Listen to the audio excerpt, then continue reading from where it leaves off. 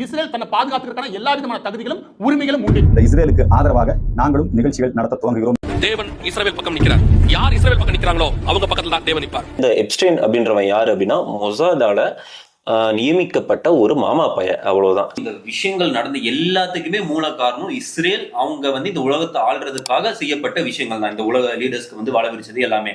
இதுல வெக்கப்பட வேண்டிய விஷயம் என்னன்னா, நம்ம தமிழ்ல இருக்கக்கூடிய தமிழ் கிறிஸ்டியன் மிஷினரிஸா இருக்கட்டும், தமிழ் சங்கிகளா இருக்கட்டும், ஓப்பனா இந்த இஸ்ரேலுக்கு சப்போர்ட் பண்ணானுங்க. அதாவது எதிரில் இருக்கவன் எவ்வளவு கேவலமானவன இருந்துகிட்டோம், எனக்கு இஸ்லாத்தை எதிர்க்கணும், அதுக்காக சப்போர்ட் பண்ணுவேன். ஒருத்தர் ஓப்பனா பேசுறாரு, தேவன் இஸ்ரேல் கூட தான் நிக்கிறாரு அப்படின்னு சொல்லிட்டு அவர் பேசுறாரு.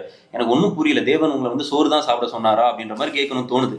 ஏன்னா கண்டிப்பா தேவன் இஸ்ரேலர்கள் பக்கத்துல இல்ல, தேவன் நல்லவர்கள் மத்தியில தான் இருக்காங்க. எஸ், நீ கடவுள்னு ஒருத்தர் நம்புறன்னு வச்சுக்கோ, நீ என்ன வேணா பேர் வச்சுக்கோ, யெகோவா, தேவன், இல்லைன்னா என்ன வேணா வச்சுக்கோ பேரு. ஆனா அந்த கடவுள் இப்படி ஒரு மாஸ் மர்டர் பண்ணக்கூடியவனுங்க, குழந்தைகளை நரபலி கொடுக்கக்கூடியவனுங்க பக்கம் தான் நிக்கிறாரு. நீ நம்புனா அப்போ உன் கடவுளை உன்னை விட யாருமே அசிங்கப்படுத்த முடியாது. அப்ப நீங்க கடவுளை இறைவன் வைக்கிறீங்களா ஃபிரௌன் வைக்கிறீங்களான்னு தெரியலையே. உமர் அல் இஸ்லாம் சேனலை நீங்க சப்ஸ்கிரைப் பண்ணுங்க அண்ட் இன்ஸ்டாகிராம்ல பாத்துக்கிட்டு இருந்தா இதை நீங்க ஃபாலோ பண்ணுங்க.